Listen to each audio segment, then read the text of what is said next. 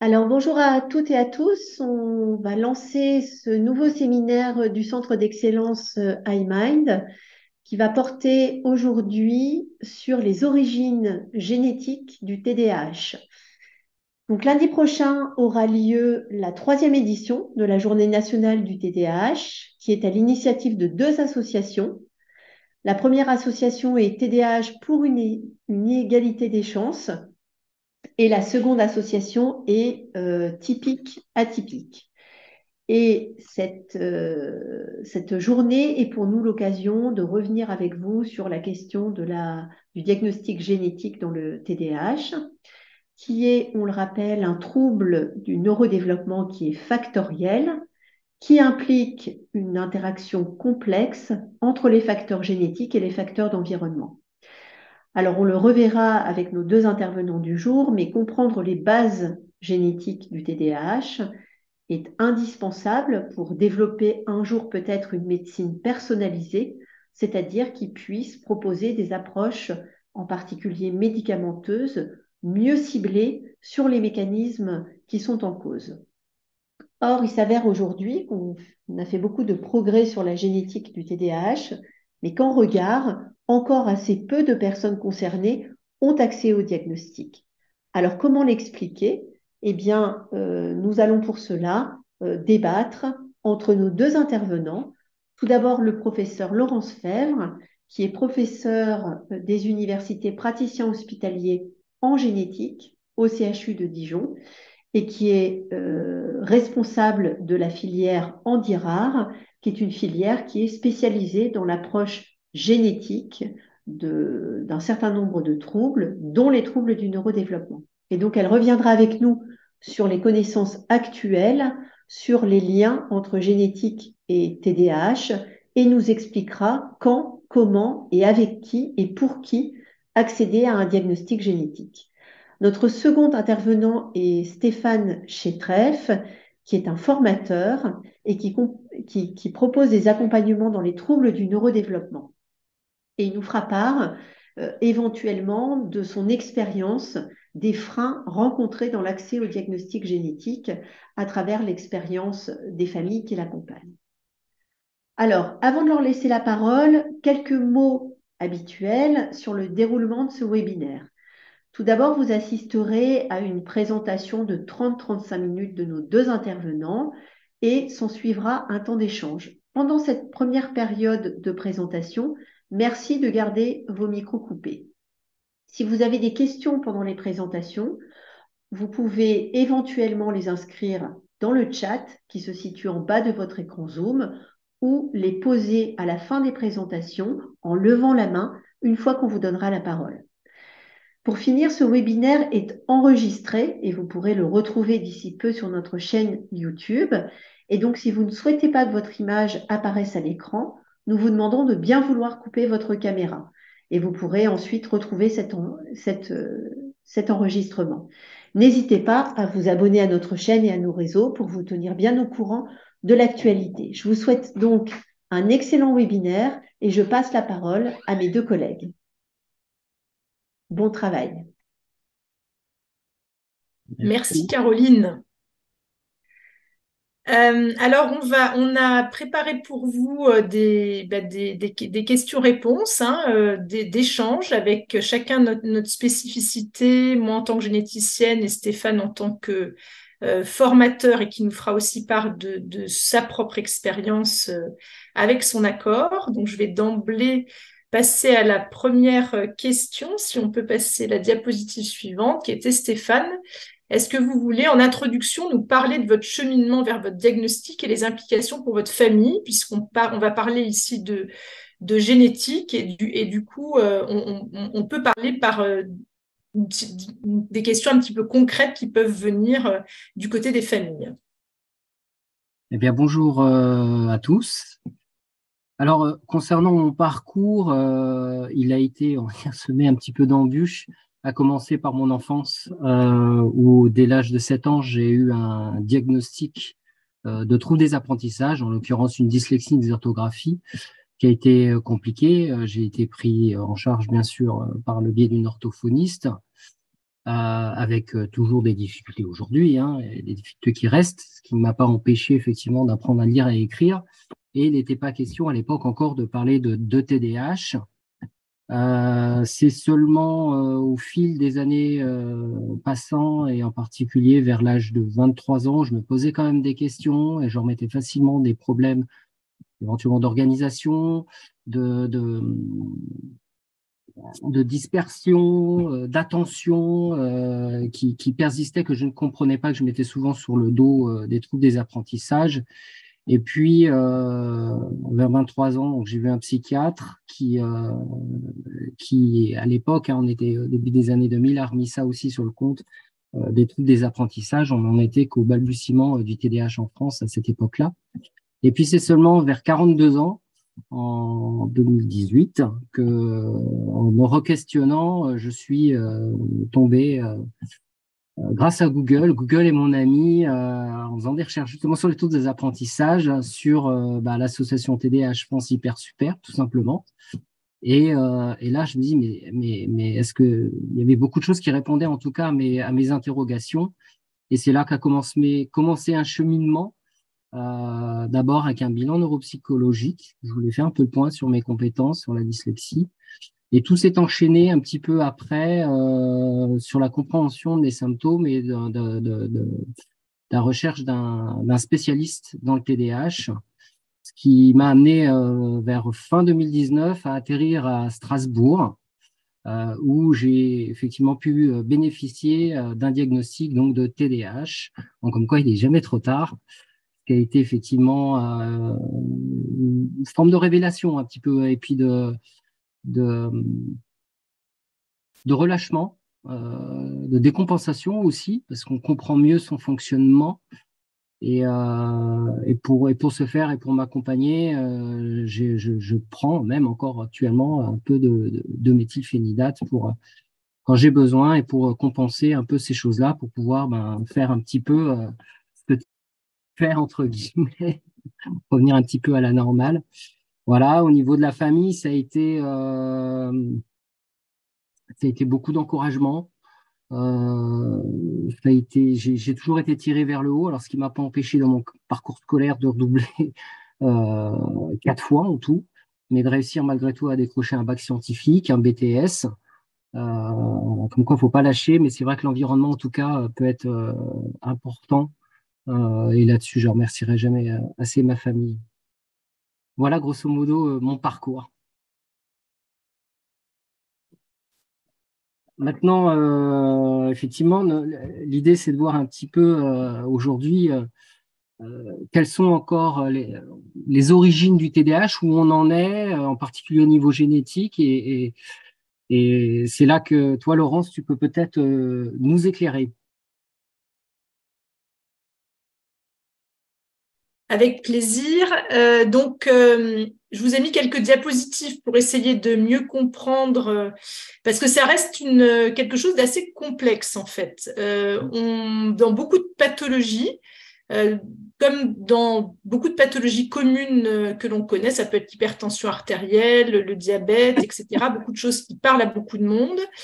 On est sur des maladies qui ne sont pas un gène égale une maladie génétique, mais plutôt l'interaction de différents facteurs génétiques, des facteurs génétiques fréquents, qui à eux seuls ne donnent pas de problème, mais cumulés qui donnent une prédisposition avec des facteurs d'environnement que l'on ne connaît pas forcément encore précisément, d'ailleurs ni l'un ni l'autre. Et c'est un principe que l'interaction de plusieurs mutations génétiques qui peuvent être héritées ou non, et de facteurs d'environnement donnerait l'origine du TDAH.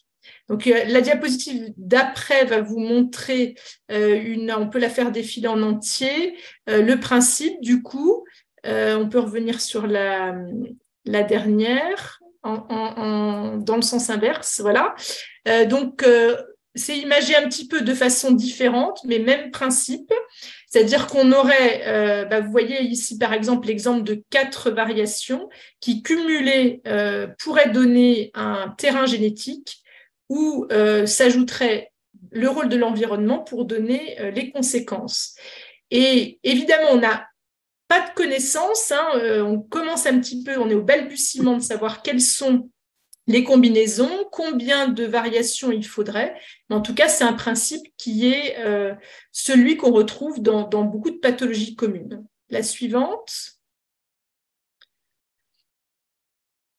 Pour le représenter autrement, en complément, on va dire, néanmoins, on a dans toutes les maladies communes la possibilité qu'au sein de ce modèle où on a plusieurs gènes qui sont impliqués, le modèle tout à droite qui est marqué polygénique, on a aussi 2 autres modèles qui existent et des modèles qui peuvent se tester à l'heure actuelle avec les examens à disposition.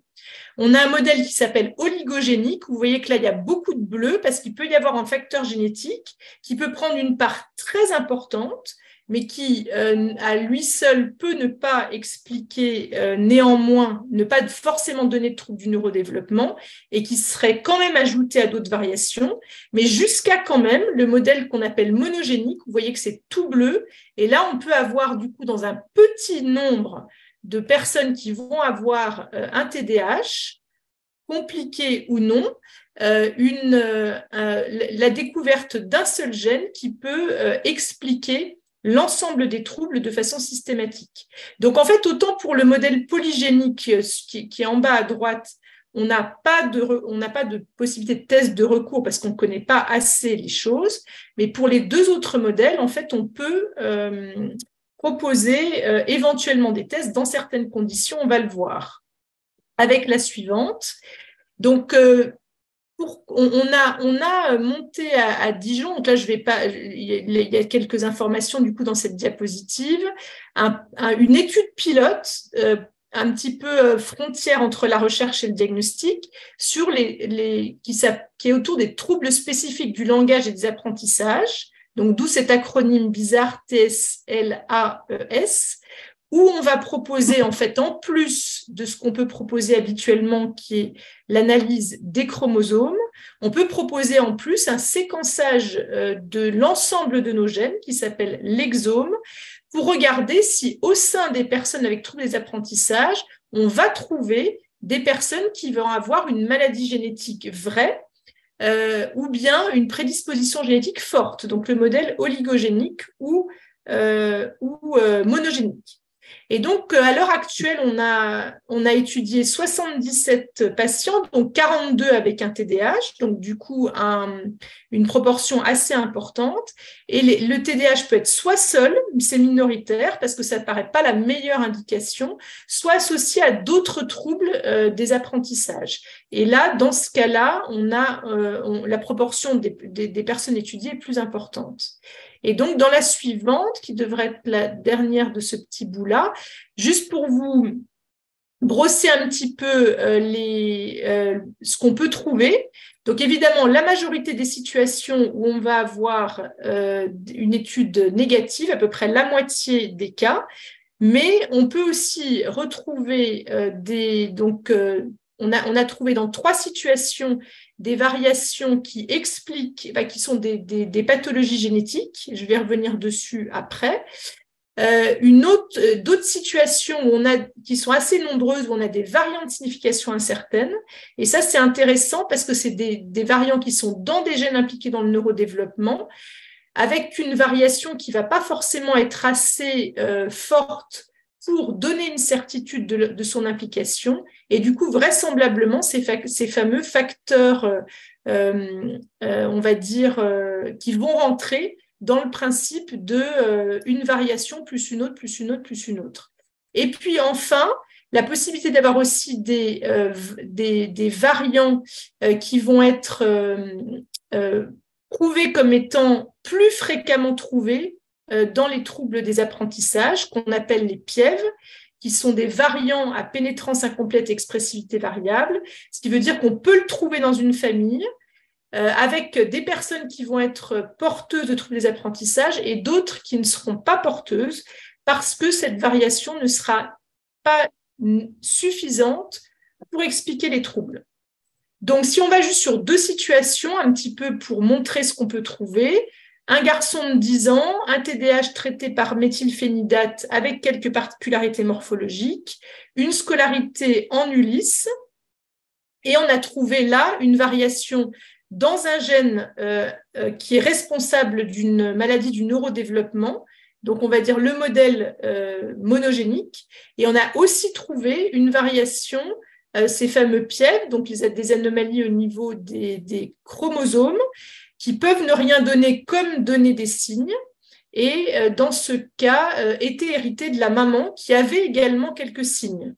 Donc c'est marqué paucisymptomatique parce qu'elle avait quelques signes, moins importants que son fils, mais c'est vrai que c'est aussi fréquent à l'âge adulte qu'on va améliorer un petit peu les symptômes qu'on a parce qu'on arrive mieux à compenser.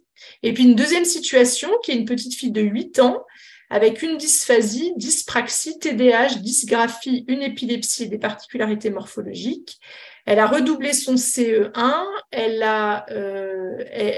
l'Ulysse est demandé, et là, idem, on a identifié une variation dans un gène qui s'appelle TRIO, qui est un gène de neurodéveloppement, donc hérédité monogénique, donc une vraie maladie génétique, on va dire, qui n'est pas héritée de sa maman et le prélèvement du papa n'est pas disponible.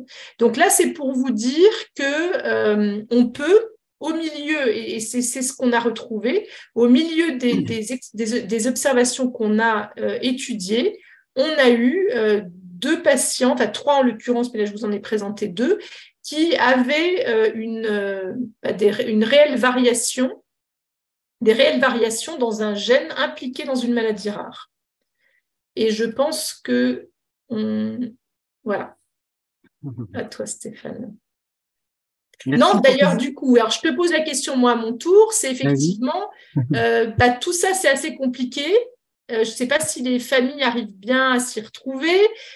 Est-ce qu'elles sont en demande de diagnostic génétique? Est-ce qu'elles ont connaissance de ce type de questionnement? Voilà, quel est le degré d'information des familles? Merci pour ces explications. Effectivement, c'est relativement complexe. C'est un métier, la génétique. En tout cas, c'est très intéressant. Maintenant, effectivement, déjà vis-à-vis des familles, ce qu'on retrouve, c'est que on n'a pas encore accès. Et le fait de ne pas avoir accès, je pense que les gens ne se posent pas la question. On pourra mettre la slide d'après si tu veux bien. Voilà. Les familles ne se posent pas nécessairement la question. Quand elles se posent la question, c'est plus sur la part d'hérédité.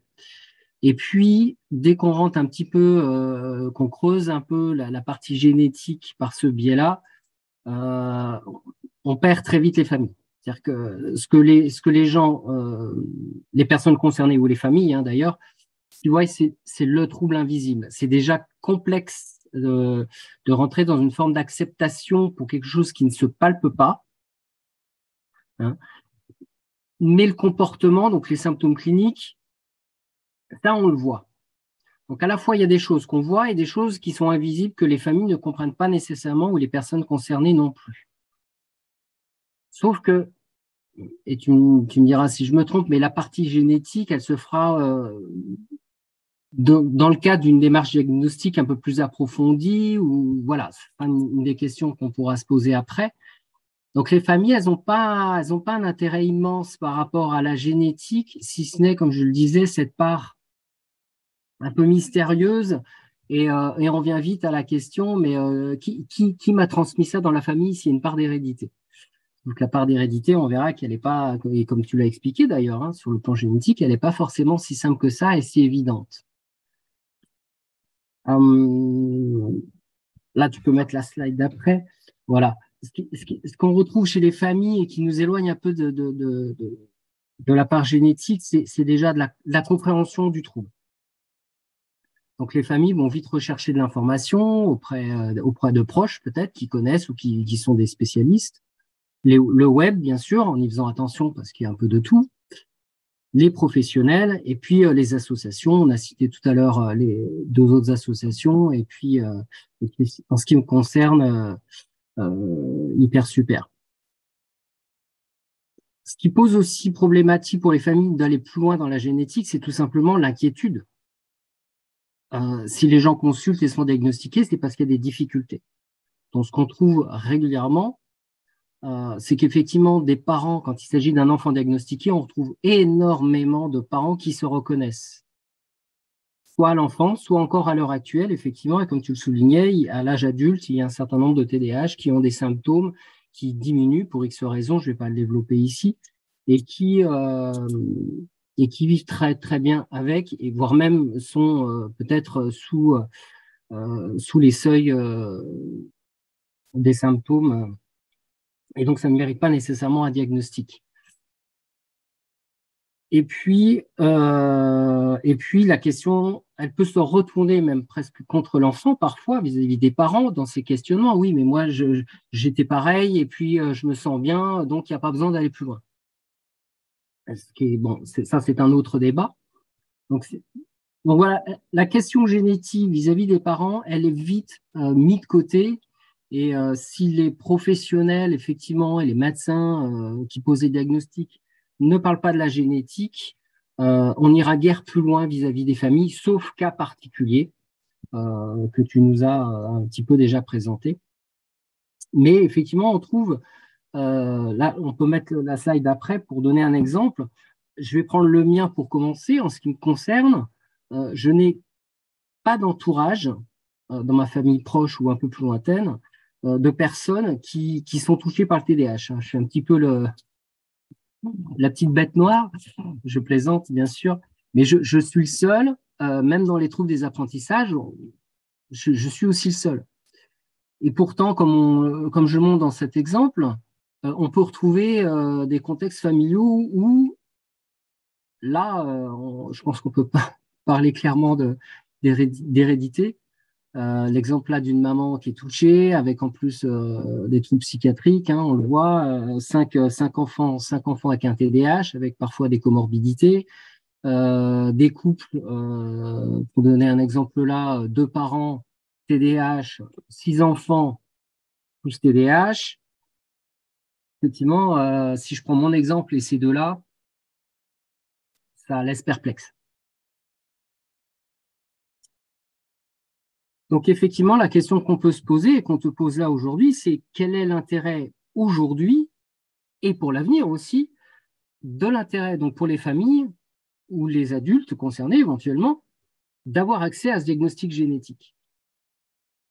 Eh bien, merci Stéphane. Donc, je vais essayer de répondre de la part de ma vision des personnes qu'on peut voir en consultation, qui est sûrement biaisée parce que on n'a pas forcément, on a la vision des personnes qui vont avoir eu des demandes.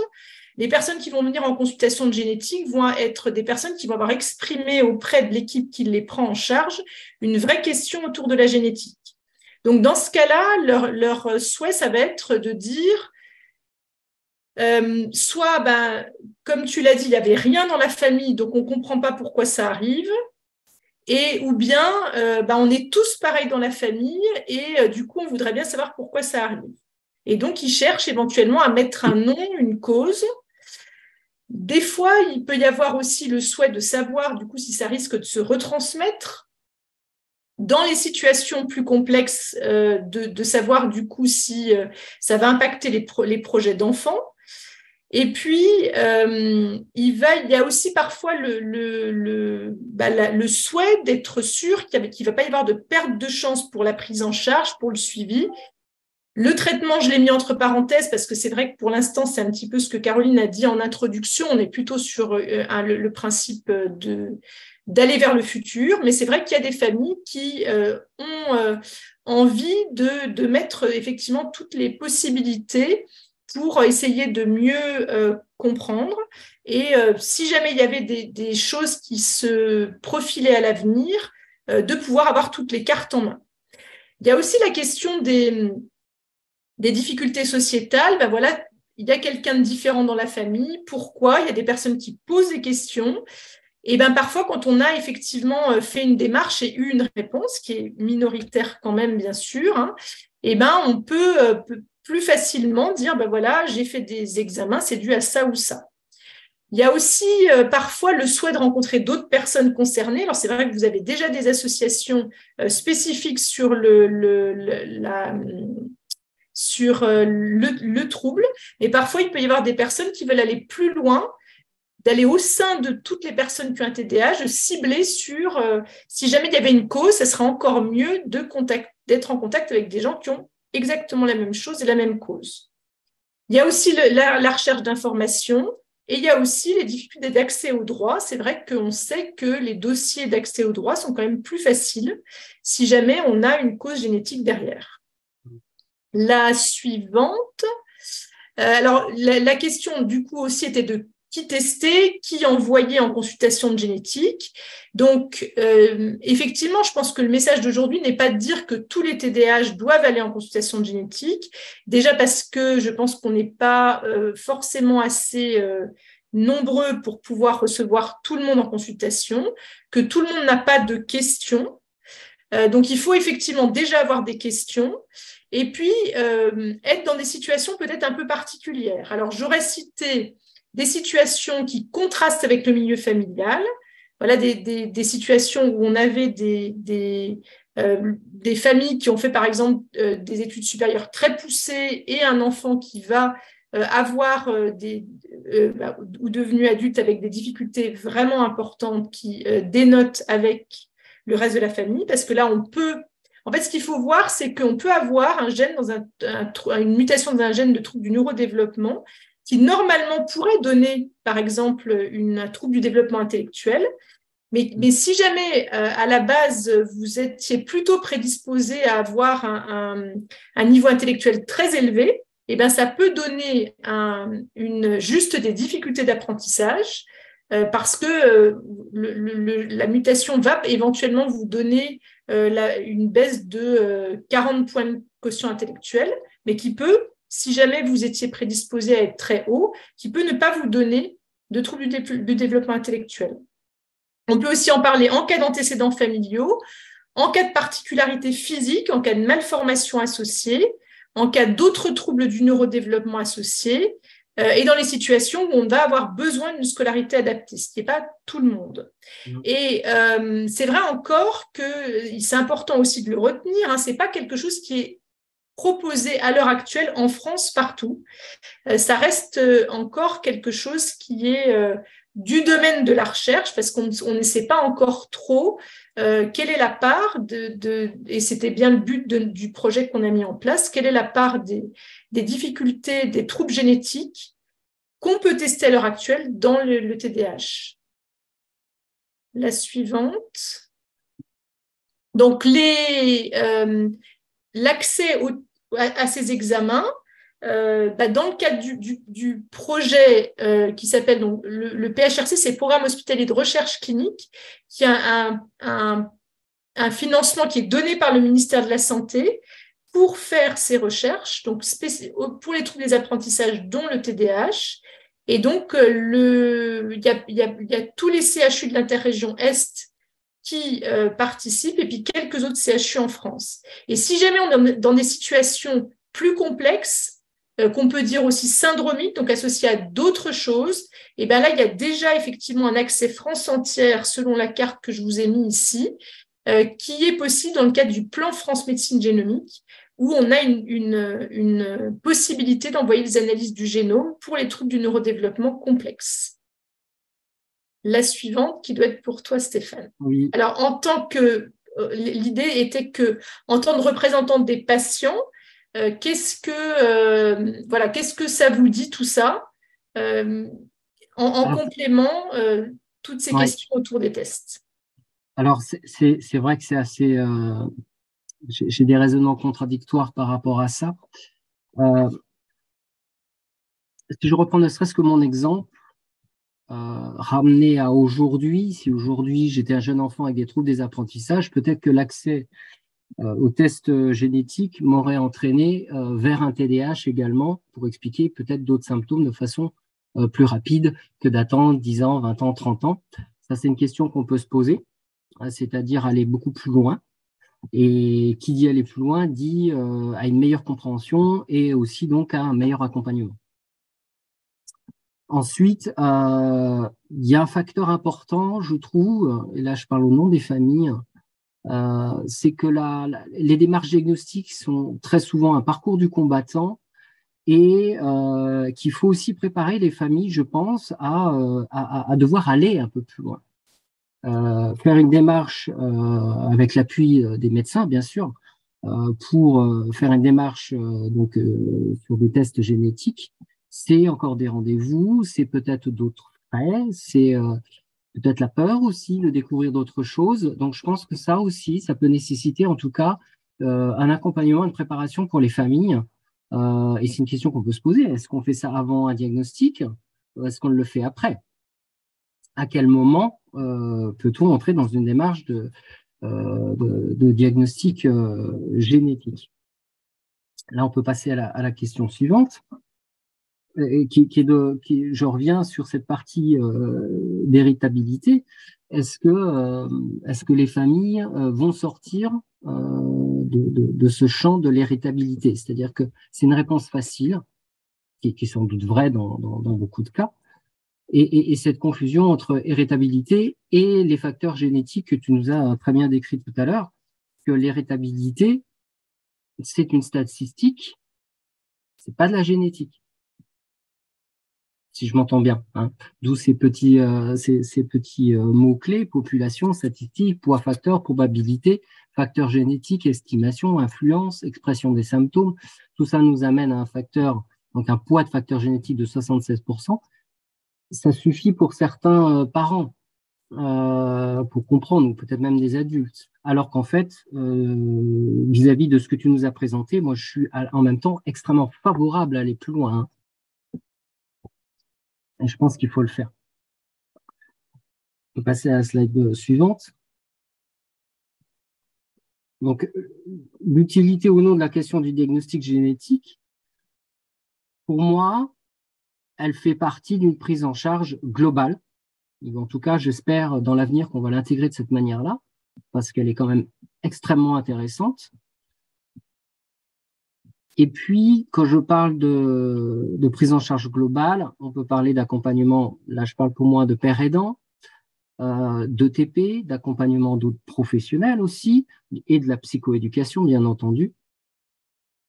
Et puis, voir comment on pourra plus tard accéder au mieux à ces tests génétiques et comment aborder la question aux médecins et comment eux-mêmes vont aborder la question dans leur cabinet. Et la question est, si jamais on va jusqu'au bilan, au bilan génétique, je m'entends, et qu'on ne trouve pas justement d'origine génétique, qu'est-ce qui se passe? Et quels sont les retours, toi, que tu as vis-à-vis de tes patients, par exemple, sur cette question? Alors, Jennifer, plutôt l'autre, la diapositive d'après encore. Et si on trouve rien? Après, voilà. Donc, si on trouve rien, c'est déjà attendu de rien trouver dans la plupart des cas. C'est bien ça qu'il faut retenir. Ouais. Là, on n'est pas du tout en train de dire que les tests génétiques vont être la solution. Encore à ce jour, on est limité dans les informations parce que, comme je vous l'ai dit au départ, tout ce qui va contribuer au modèle polygénique est très peu connu, ce qui veut dire qu'on ne peut pas attendre à ce jour des tests génétiques qui nous disent bah, tiens, il y a un variant dans tel gène, tel gène, tel gène, tel gène, tel gène et tel gène, qui sont des variants courants et qui vont faire la part de la prédisposition génétique au TDAH. Donc, la plupart des cas, on ne trouvera rien. Là, moi, je vous ai montré dans le projet qu'on avait une part non négligeable où on avait des pistes, mais on est quand même sur un biais de situations particulièrement complexes, c'est-à-dire celles qui sont adressées en consultation de génétique. Il faut voir, bien sûr, qu'on a un biais dans les personnes qui viennent à nous. Et donc, juste, il y a une seule diapositive pour essayer de résumer autrement ce côté multifactoriel. Et bien là, vous voyez qu'on a un C dans notre code génétique qui va être entouré. Vous voyez que dans la population générale, ce C peut être trouvé et ne rien donner. Mais quand on va étudier les personnes porteuses de la particularité, en l'occurrence du TDAH, certaines variations vont être plus fréquentes. Et là, vous voyez qu'on a plus de cette variation-là chez les personnes porteuses par rapport à la population générale. Mais le variant n'est ni nécessaire ni suffisant pour développer la maladie.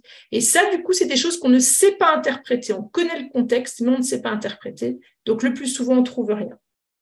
La suivante, pour toi, donc, c'était pour, on va dire, finir un petit peu sur une note aussi en dehors de la génétique, mais plutôt des implications. Donc, ça sera la dernière question qu'on aura l'un pour l'autre. C'est vrai que, parce que au-delà de la génétique, hein, il y a toute la prise en charge. Et donc, c'est quelque chose sur lequel tu t'es orienté et c'est très chouette parce que maintenant, ça devient aussi très courant et je pense au sein de nos réseaux, avec Caroline, c'est vraiment quelque chose qu'on essaye de porter aussi, hein, qui est de faire travailler avec nous des personnes qui vont être concernées, qui vont avoir développé des formations professionnelles et des outils pour aider les familles. Donc, éducation thérapeutique, psychoéducation, père aidant, est-ce que tu peux nous en parler un peu pour terminer? Oui, alors on va mettre la slide d'après, je vais faire assez vite parce que l'heure tourne. Effectivement, on a quelque chose qui existe déjà, qui sont les ETP, donc l'éducation thérapeutique du patient. Bon, je ne vais pas vous lire la slide, hein, je l'ai mis en entier parce que je ne voudrais pas modifier, chaque mot a son importance, c'est quelque chose quand même d'encadré. Mais ce qui est important de retenir, effectivement, c'est que aider les patients par le biais d'un ETP, c'est donc acquérir, maintenir des compétences, pouvoir gérer sa vie au mieux, donc avec des prises en charge, rétablissement psychosocial, la prise de conscience des personnes concernées ou des familles, de pouvoir informer, aider, collaborer, et puis au final, de faire en sorte que les familles ou les personnes concernées aient la meilleure qualité de vie. Il faut passer à la slide d'après pour donner un petit ordre d'idée. Les ETP, on a commencé à se rendre compte que c'était relativement intéressant. On voit les dates depuis 1972. Et plus on avance, là je parle que de la France en particulier, hein, sauf les premières études, elles ne sont pas nécessairement que françaises, mais là sur notre évolution française, on se rend compte que les ETP, alors les ETP ont d'abord été développés sur des maladies, hein, comme que je reprenne, je ne sais plus où c'est, mais enfin bref. C'est surtout les hôpitaux qui ont développé les ETP, puisque ça doit être fait en présence d'une personne du corps médical. Et on peut voir effectivement que la HAS était parfaitement partisane de ça. On voit déjà ça en 2012 et qu'on a aujourd'hui, ça doit dater de 2021-2022, un premier ETP sur le TDAH, en particulier à Montpellier. On peut passer, parce que je ne vais pas tout développer là-dessus. Donc, les ETP, c'est intéressant. Dans les ETP, on y retrouve nécessairement de la psychoéducation qui permet donc d'expliquer aux patients ou à la famille et de l'informer, en tout cas, sur ce qui pose problème. Donc, on pourra effectivement intégrer dans tout ça un peu plus de génétique à l'avenir. En tout cas, c'est ce qu'on espère, de façon à bien comprendre les choses. Et puis, ça, l'objectif, c'est, comme je vous disais, le rétablissement. Rétablissement ne veut pas dire guérison, hein, attention. Donc, comprendre l'origine des comportements, c'est comprendre les origines, dont la génétique, de façon à pouvoir surmonter les difficultés et avoir des outils pour ça. Donc, ça, c'est un peu les principes. On peut passer à la slide d'après. Donc, les ETP, pour résumer, ça demande une certaine préparation. On va regarder tout ce qui est bilan des symptômes et répercussions pour travailler dessus. Un bilan éducatif éventuellement s'il y a besoin, en particulier pour les jeunes. repérer les crises familiales, les bilans, les ressources familiales, et créer donc les ETP avec quelque chose de construit, avec des ateliers, de la psychoéducation, comme je le disais, peut être individuel ou en groupe, et une structuration de séances. Stéphane, j'exerce le difficile rôle de modératrice et je vais te laisser une tourne. petite minute pour conclure avant de passer la parole aux questions. Alors, on va conclure. Merci si on peut toi. passer la slide d'après, celle d'après. Voilà un exemple de TP là ici qui existe à Montpellier dans le cadre du TDAH. On peut passer. Et puis, effectivement, le père aidant, qui lui est donc une personne concernée qui va participer vers la voie du rétablissement avec son savoir expérientiel, ce qui en fait sa spécificité. On peut passer à la slide suivante. Encore, on va passer, ce que leur tourne. Voilà, aujourd'hui, on a alors, on parle aussi de patients experts. Hein. Là, on parle de père aidants, mais il y a aussi des patients experts. Et puis, on trouve des pères aidants qui accompagnent la personne elle-même ou des pères aidants familiaux qui ont un rôle d'accompagnement de la famille et de son environnement.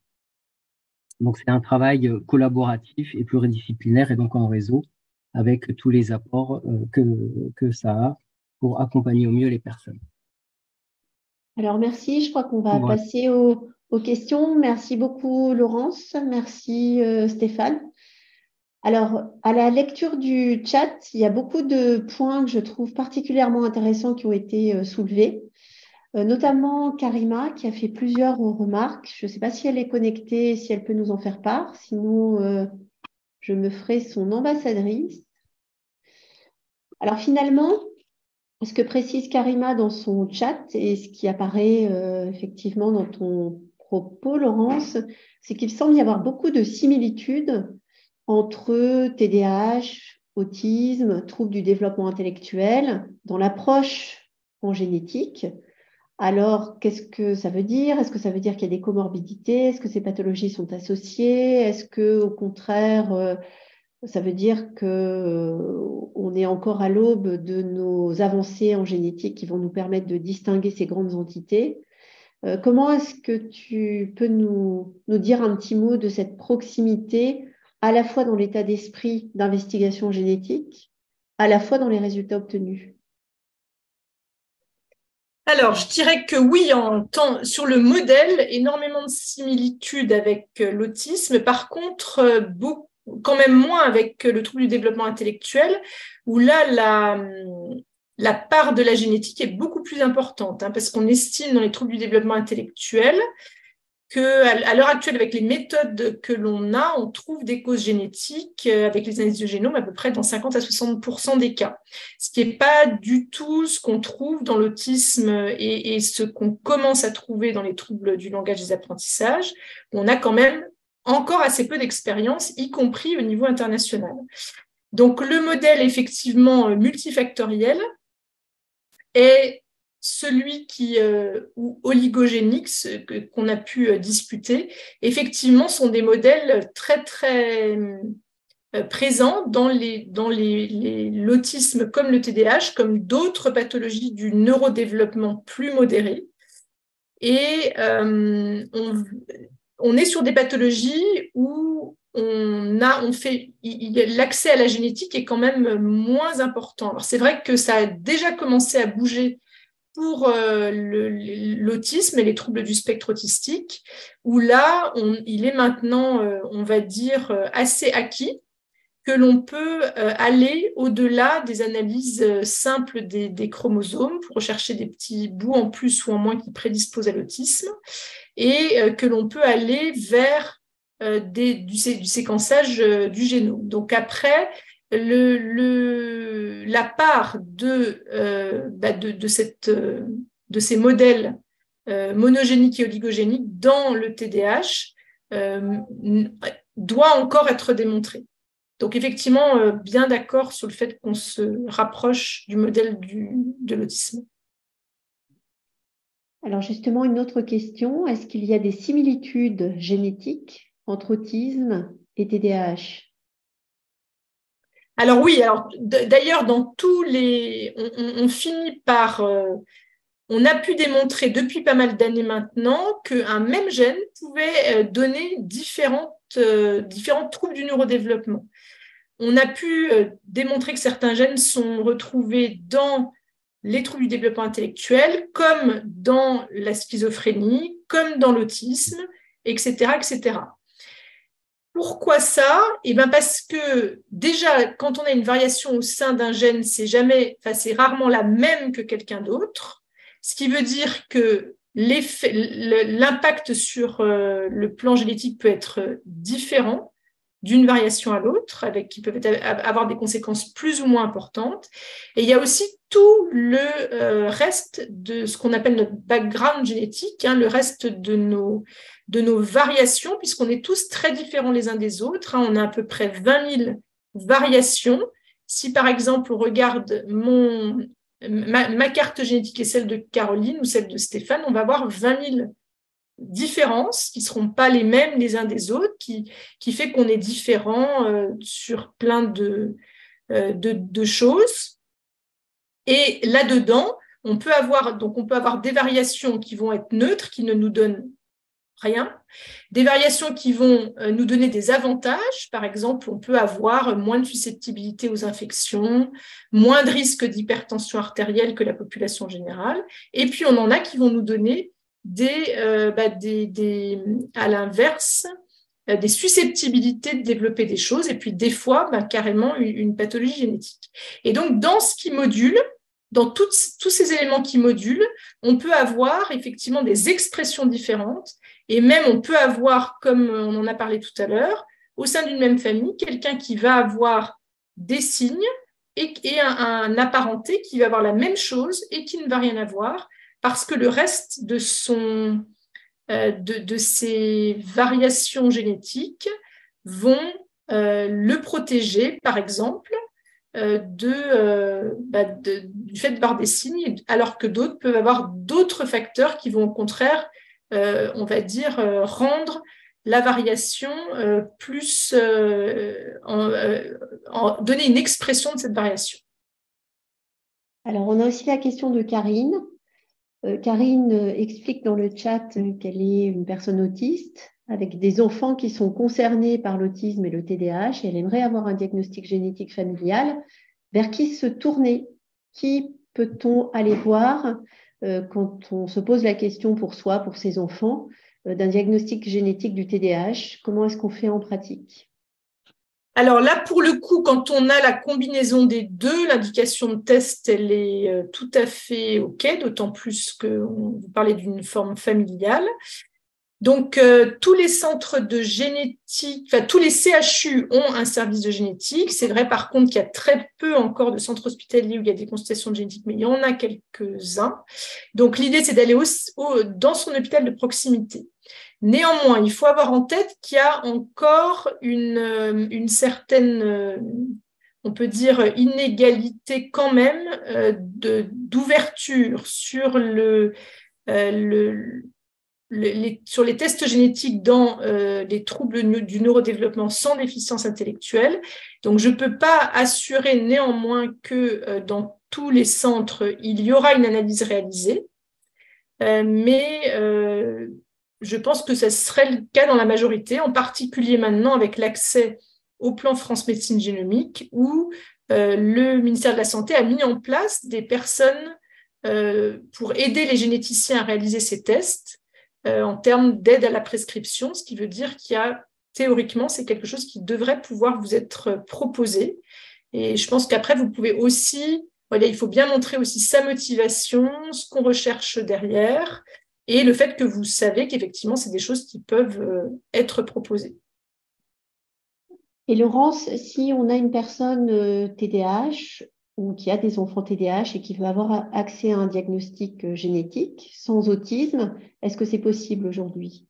Si une personne Alors ça, c'est plus compliqué. Si jamais il y a un TDAH isolé, c'est plus compliqué. Je pense qu'il y aura moins de possibilités. En tout cas, il y en a dans le cadre de ce protocole de recherche qui va débuter logiquement après l'été, avec donc à peu près une dizaine d'établissements en France qui vont le proposer.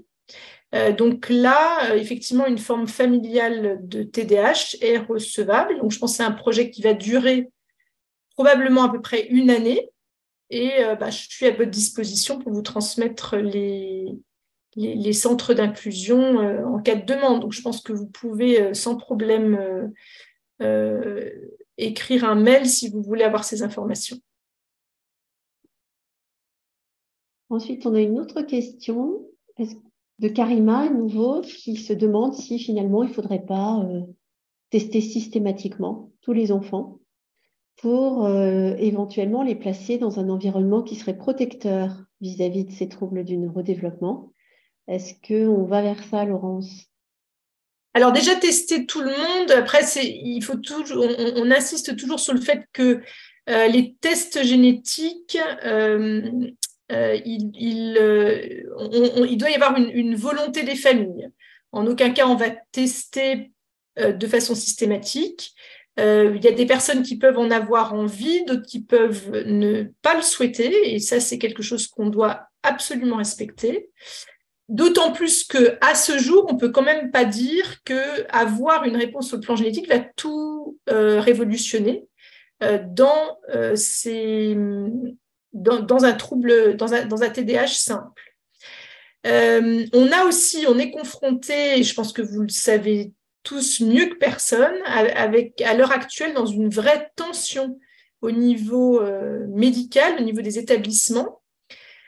Ce qui fait que l'accès effectivement aux consultations de génétique est en moyenne d'à peu près 6 mois actuellement en France, et le TDAH est assez important. Donc c'est vrai que si brusquement tout le monde allait faire des tests génétiques pour des TDAH simples, je pense qu'on sera assez vite débordé. À l'heure actuelle, c'est pas encore. La raison pour laquelle on a mis en place un projet de recherche, c'est bien parce qu'il reste des questions de recherche à l'heure actuelle, de savoir quelles sont les bonnes indications, quels résultats on peut avoir, est-ce qu'on arrive à interpréter les résultats. Et donc, je pense qu'on est un peu tôt pour parler de tout ça. Mais quand on regarde le parallélisme avec l'autisme, qui a débuté, on va dire, il y a à peu près une dizaine d'années avec les mêmes questions. Effectivement, maintenant, on est sur des tests qui vont être assez larges. Donc, je pense qu'on va vers ça probablement, mais dans quelques années. On a deux autres questions qui portent sur la proximité entre TDAH et troubles 10 au plan génétique. Parce qu'au plan clinique, c'est vrai que c'est une réalité. Au plan génétique, est-ce que tu as des données sur cette observation, Laurence? Oui, donc après, un peu la même réponse que tout à l'heure, c'est-à-dire qu'effectivement, les gènes nos variants de prédisposition sont souvent effectivement communs avec d'autres troubles du langage et des apprentissages. Donc, suivant effectivement les prédispositions que l'on va avoir, donc les prédispositions, celles qu'on n'arrive pas à tester parce qu'on ne les connaît pas bien encore, on peut avoir effectivement des implications sur d'autres 10, sur des 10 associés, comme effectivement on a un continuum autour des troubles du neurodéveloppement. Alors justement, ça rebondit sur la remarque de France qui explique qu'il y a quand même beaucoup de liens entre TDAH et autisme. Et elle pose la question finalement de considérer le TDAH comme une comorbidité de l'autisme. Qu'est-ce que tu en penses, toi, Laurence, et Stéphane aussi? Qu'est-ce que vous en pensez tous les deux de considérer que le TDAH serait une comorbidité de l'autisme? Pour moi, clairement, en tout cas sur le plan clinique, et il faut en tout cas se poser la question. Évidemment, la proportion TSA-TDAH n'est pas la même. On a 4 à 5 fois plus de TDAH que de personnes touchées par un trouble du spectre de l'autisme. Néanmoins, on remarque bien qu'il y a dans la littérature à peu près 42% de personnes concernées par le TSA qui présentent des symptômes de TDAH. Donc, Oui, je crois qu'on peut clairement parler de comorbidité, et comme on l'a vu avec d'autres troubles du neurodéveloppement. Pour moi, c'est une évidence en tout cas. Et pour ma part, ça me va bien de te poser la question à toi, Caroline, parce que je pense que tu connais très très bien le sujet mieux que moi. Donc, je veux bien que tu complètes sur le plan médico-psychiatrique. Alors, il y a vraiment des liens effectivement étroits entre TDAH et autisme. Euh, Par contre, hein, le fait de repérer un trouble attentionnel chez une personne autiste ne veut pas dire qu'elle a un TDAH. Parce que pour poser un diagnostic de TDAH, il y a d'autres éléments. Alors, le trouble attentionnel est central, mais il y a d'autres symptômes associés comme les troubles de l'inhibition, l'impulsivité et surtout la dysrégulation émotionnelle. Et il faut tous ces symptômes pour poser un diagnostic de TDAH. Alors, c'est vrai que la fréquence est importante. On considère qu'environ 50% des personnes autistes ont un TDAH associé. Donc, en fait, cette comorbidité doit être recherchée de manière systématique. Et réciproquement, il y aurait environ 10 fois plus de personnes autistes en population de personnes TDAH que dans la population générale.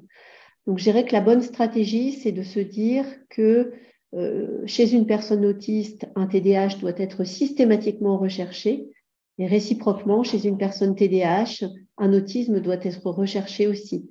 Mais lorsque le TDAH est recherché, c'est dans sa forme complète et pas uniquement en termes de déficit attentionnel.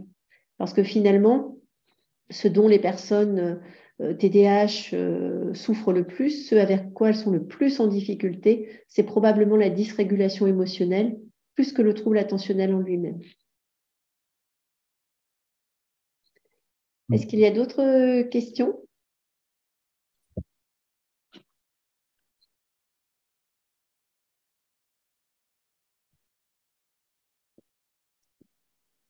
J'avais une question qui est très matérielle et concrète, Laurence. Aujourd'hui, la recherche génétique dans le TDAH est prise en charge. C'est pour les centres qui le proposent. Comment ça se passe? Parce qu'il n'y a pas de recommandation à ce sujet. On pourrait d'ailleurs se poser la question au regard des données que tu nous as montrées. Mais comment est-ce que ça se passe en pratique?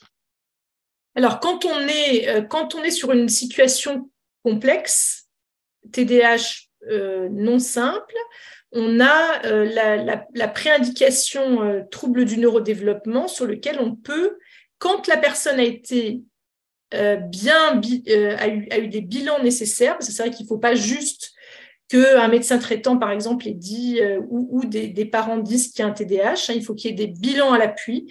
S'il y a des bilans à l'appui, on peut faire des tests génétiques sur la préindication trouble de neurodéveloppement quand on a des choses associées.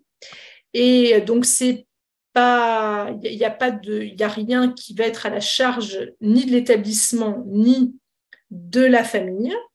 Et par contre, du coup, si on est sur un TDAH simple, c'est quelque chose pour lequel il n'y a pas de recommandation de test à l'heure actuelle. Et c'est là où il faut attendre les avancées de la recherche. Alors, on a une autre question. On a la question de dire, est-ce que chez une personne qui a un TDAH diagnostiqué, on peut diagnostiquer un autisme? Est-ce que le diagnostic primaire de TDAH ne gêne pas le diagnostic secondaire d'autisme? Alors, la réponse est non, parce qu'il y a des évaluations spécifiques standardisées, à la fois pour le TDAH et à la fois pour l'autisme, et on est tout à fait en mesure aujourd'hui de repérer un autisme chez une personne TDAH. Et réciproquement, on peut poser un diagnostic de TDAH chez une personne autiste et nous avons les outils, les échelles cliniques, comportementales et les évaluations neuropsychologiques qui nous permettent d'associer ces deux diagnostics en pratique clinique courante. Donc, ça ne pose pas de difficultés particulières. Et si je peux même rajouter... Si certains d'entre vous ont d'autres questions. Si je peux compléter ce que tu dis, Caroline, effectivement, le double diagnostic, il est clairement établi. Aujourd'hui, il n'y a aucun problème, même au niveau administratif. Je pense en particulier, par exemple, auprès de la MDPH, ça ne doit pas poser de problème. Il faut que le double diagnostic est posé. Et de bien prendre en compte les difficultés globales du double diagnostic et pas que l'un ou l'autre sur le plan administratif et pour les accompagnements à suivre, ne serait-ce qu'à l'école. Eh bien, Stéphane et Laurence, il me reste à vous remercier pour ce magnifique débat. Et ça me conforte dans l'idée de faire, dialoguer des scientifiques, des médecins et puis des personnes du monde associatif ou des personnes concernées. Ça donne vraiment des échanges qui sont particulièrement riches et passionnants. Je remercie également toutes les personnes qui ont assisté à ce webinaire et qui ont été également très prolixes dans les chats. Ça nous a permis vraiment de passer un très bon moment ensemble. Donc, vous retrouverez l'ensemble de ce webinaire sur notre chaîne YouTube, dont vous aurez les coordonnées sur le site internet du Centre d'excellence iMind. Et je vous souhaite donc de passer une très bonne fin de journée et à bientôt pour notre prochain webinaire. Et merci encore à Stéphane et Laurence. Merci. Merci à vous.